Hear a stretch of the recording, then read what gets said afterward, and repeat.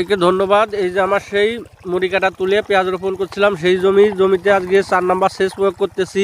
পেঁয়াজের বয়স 2 মাস। মুড়ি কাটা তুলে আমি লাগাইছিলাম পৌষ মাসের 27 তারিখে, আজকে ফাল্গুন মাসের 26 তারিখ, অর্থাৎ 2 মাস হয়ে গেছে। কিন্তু এই হচ্ছে সেই পেঁয়াজ। এই যে পেঁয়াজগুলো কেমন হয়েছে দেখাচ্ছি। এই যে আর ওষুধ দিচ্ছি, একটা ওষুধ স্প্রে করে নিয়ে তারপরে কিন্তু আমি সেচ দিচ্ছি।